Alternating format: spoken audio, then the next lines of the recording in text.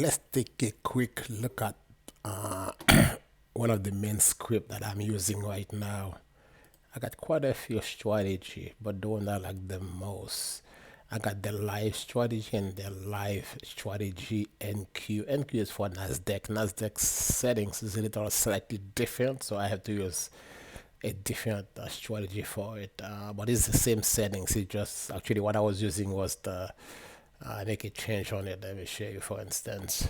So what I did on what I did on the Nasdaq on the Nas on that live and Q was those two settings that I put there. So I put those where people actually I can change them on the fly.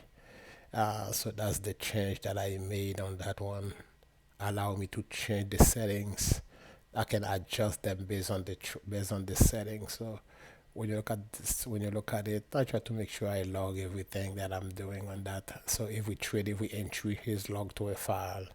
So those are my settings. I got the entry price, average price, profit target, trading stop. All those things are defined. I also have the cooldown bar since exit. I want to make sure that I don't get too many trade in a single candle. I want to make sure that uh, I got to give the trade a break from each time, so I don't have to. So I do a comparison between the cool bar and then since the exit. That's where those trade happen. So it got to be at least 2 bar or 5 bar, whatever come. The 2 is a 2 minutes. The 5 is a 5 bar. That's what the calculate that. And also we try to track the last reason exit entry direction, if it's a long or if it's a short. If it's That's what I'm trying to look at on that. The time also, identifying the time we want to trade. And those are all the properties that I set up. So all those things can be changed once we enable the strategy. So all those settings that we have. Uh, and also sometimes I document from that piece what I'm doing on it. Those are all the main code that I have on it. You can see how those things calculate. So this is very quick. I'm not going to go line by line, but to show you what doing on the back end. This is just the setting. Those are when to enter a long position. See all the condition that I take a look at before enter a long condition. Uh, See, that's a lot of conditions. So all of them have to be met before a position entry long. So those are my conditions to enter long. Otherwise, if the app has it, we go in short. So you can see all those conditions. That's each of those conditions have to be met before entry happen. Also, we have the exit beside the trading stop. We have the exit for the T3 exit. So we calculate that. Is our cooldown section where we calculate the cooldown. We calculate the last bar since exit. We write the information to a file. When everything is done, we write everything to a file. So that one said if the file doesn't exist, so you see only 200, what's that? 269 line. That's give us the trade. So that script is the same with the legacy because it's the same thing. It was only those two I did not have and I added, and that's why I don't even need to use two. I can only use just a live strategy. So that's the way it looks like.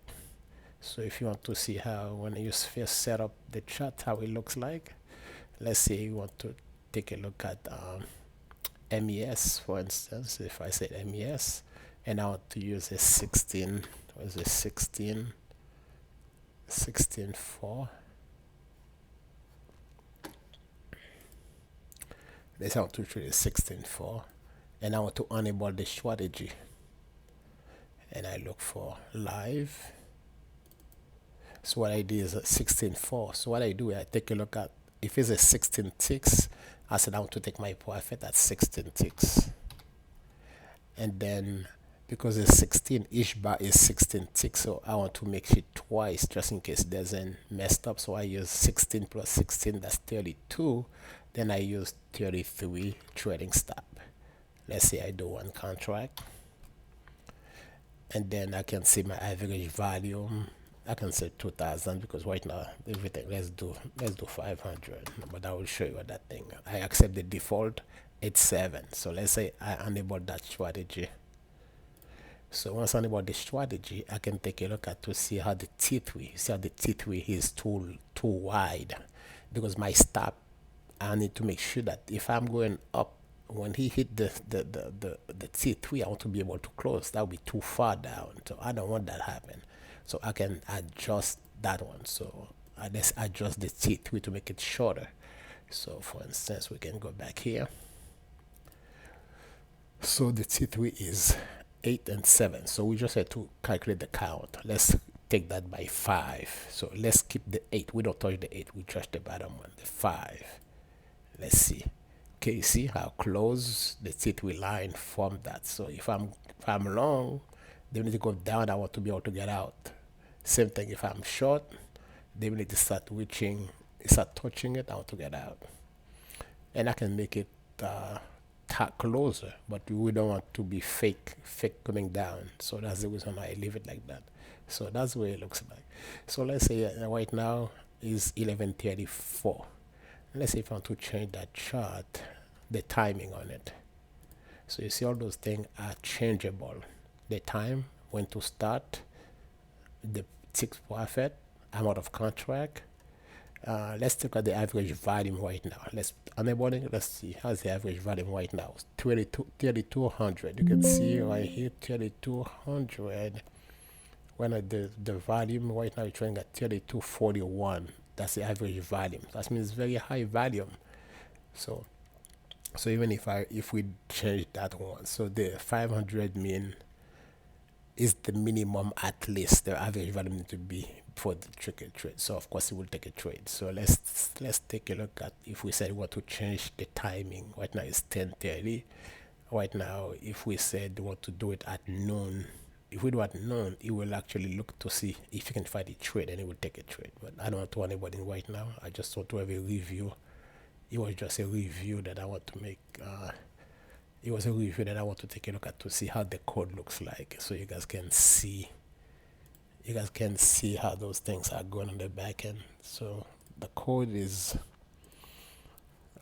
more for people that know a little more about the trading, because this can be very complex. It takes a long time for me to actually adjust to get that code working. So I have to do a lot of changes to get to where I was on that strategy, and I'm very satisfied with that strategy so far. So right now I don't have to do no more changes until I go live with it, until I start trading, maybe for a few weeks, until it's not making money no more. Then I can change.